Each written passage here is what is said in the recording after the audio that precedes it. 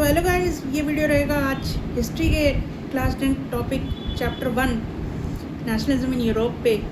सो दोस्तों, मैं आज बताना चाहूँगा कि आज ये टॉपिक हम शुरू कर रहे हैं। तो पहले मैं जिक्र करना चाहूँगा 1848 टॉपिक पे, और 1848 डेट आप याद रखेंगे सारे।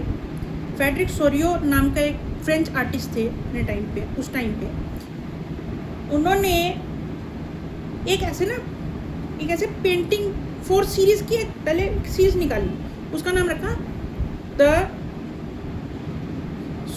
डेमोक्रेटिक एंड सोशल रिपब्लिक करके एक सीरीज़ निकाली। उन सीरीज़ में उन्होंने मेंशन किया है, अब ये आपको पेंटिंग बुक में मिल जाएगी। उन सीरीज़ में वो मेंशन करती हैं कि the man women rich poor everyone are marching towards this Statue of liberty.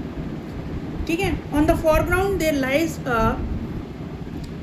Remains of absolutist institutions. ठीक है, एब्सोल्यूटिस्ट मतलब जो कि बहुत ज़्यादा ही क्रूरवादी सत्ताएं थी, है ना। और जैसे कि सब कुछ अपने अंडर वो रखते थे, from military to political power, सब कुछ अपने हाथों में रखते थे और लोगों को फ्रीडम कम देते थे। लोगों को समझ आ गई। स्टैच्यू ऑफ लिबर्टी मतलब यहाँ क्या सेंस दे रहा है, लिबर्टी का मतलब होता है फ्रीडम। स्टैचू का मीनिंग होता है, वो स्टैचू इसीलिए है क्योंकि वो एक लिबर्टी का सिंबल है। और उसको लोग क्या कह रहे हैं, लोगों को समझ आ गई क्योंकि फ्रेंच रेवोल्यूशन हो गया।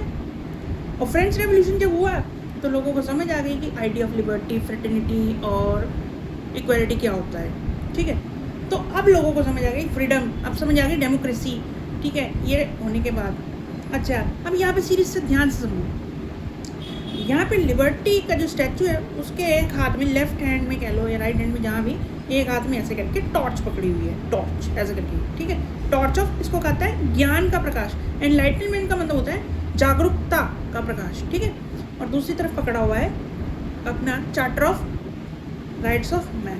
तो राइट्स ऑफ मैन को उसने ऐसे पकड़ा हुआ है। तो दोनों देखिए, मैन वुमेन को क्या कर रहा है, बैलेंस कर रहा है। ध्यान से देखो दोस्तों, बैलेंस हो रहा है। तो यहाँ क्या आ गई, इक्वालिटी की बात हो रही है ना। समझो बात को, समझते हैं। अच्छा, तो यहाँ पे अब वो पेंटिंग पे आते हैं। एक पेंटिंग बनी हुई है पहले पेज पे आपके बुक के, उसी में मैं बात कर रहा हूँ कि man women of all classes, है ना, rich poor people and the citizens of all Nations were marching towards the statue of liberty and they were passing by it and paying the homage. Homage का मतलब होता है respect. ठीक है, अच्छा, respect दे रही। अब क्या होता है, अब इस पेंटिंग पे ही आती है कि सोरिरो अपने आगे लिखते हैं कि फर्स्ट जो लोग आ रहे हैं वो हैं of United States of America के एंड स्विट्जरलैंड के, as they were the nation states even before it. उस टाइम पे ये नेशन स्टेट्स थे, तो पहले नंबर पे वो लोग मार्च करते आ रहे हैं, होमेज दे रहे हैं, आगे बढ़ रहे हैं। नेक्स्ट पार्ट में कौन आ रहा है, नेक्स्ट पार्ट में आ रहा है हमारे फ्रांस के लोग, जो कि अपना ट्राई कलर फ्लैग लेके आ रहे हैं। लिबर्टी और उसके प्रिंसिपल्स हमें पता ही है, उन्होंने दिए थे फ्रेंच नेशन को खड़े करने के लिए, इक्वलिटी, लिबर्टी और फ्रेटर्निटी का प्रिंसिपल। और उन्होंने कहा था कि ये फ्लैग ले जाओ। फ्लैग ले जाके हमने वो नेशनलिज्म इन फ्रांस में पढ़ा ना, फ्रेंच रेवोल्यूशन, तो उसमें भी यही था कि उन्होंने इस आइडिया को, इस फ्लैग को वहाँ यूज़ किया, रेवोल्यूशनरी फ्लैग। और जर्मनी में भी ये किया सेम। उसके पीछे कौन था, फ्रांस के पीछे जर्मनी था। तीसरा कौन था, जर्मनी। अपना रेड, गोल्डन और ब्लैक कलर का फ्लैग वो लेके आ रहे थे।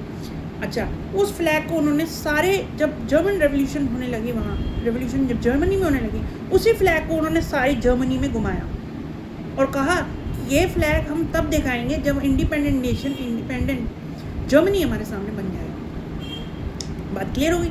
और लास्ट जो हमारे लोग आ रहे हैं वो हैं the people from England, Ireland, Lombardy, है ना, Austria, Hungary, kingdom of two Sicily, Lombardy, ऐसे करके बहुत सारी कंट्रीज़ के वो लोग हैं। अच्छा दोस्तों, यहाँ पे बात समझने वाली है कि हमने ये समझा दी, पूरी सीरीज समझा दी आपको।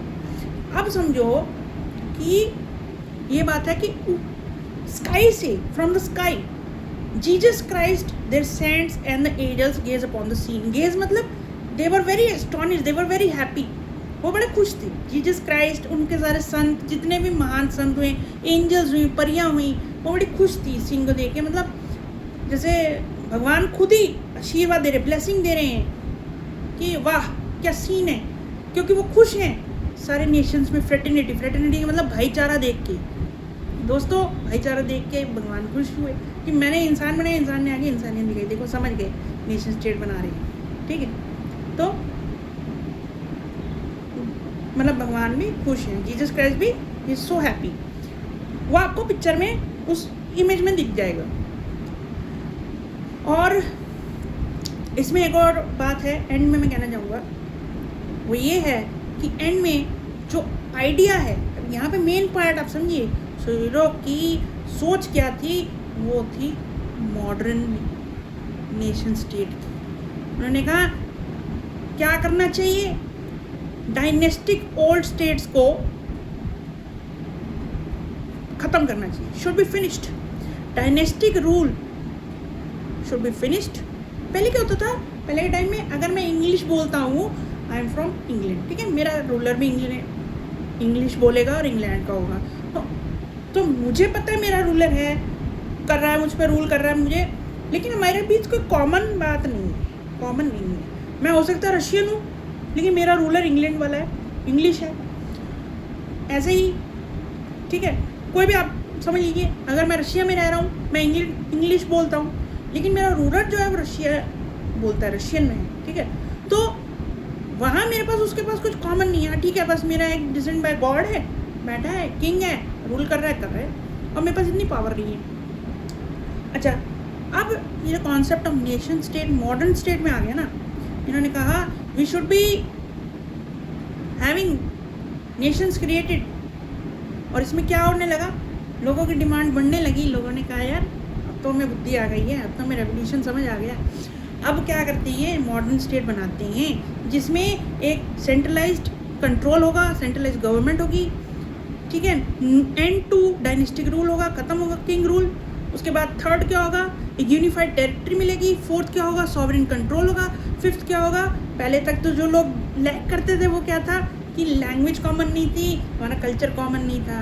फिर क्या होने लगा, अब लोगों को समझ आ गई कि अब रूलर और जनता पब्लिक के बीच, हमारे बीच क्या होगा, common language, common culture, common shared land, ठीक है।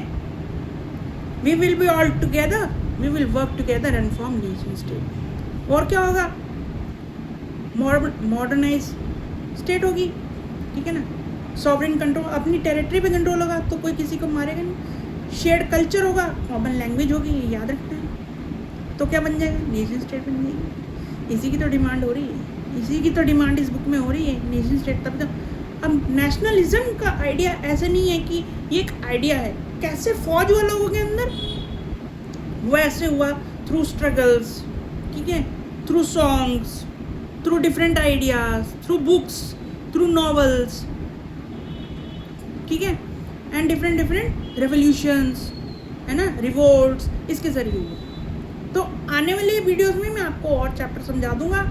अभी आज ये इंट्रो है, इसको समझ लीजिए बस। तब तक के लिए गुड बाय दोस्तों, गुड बाय।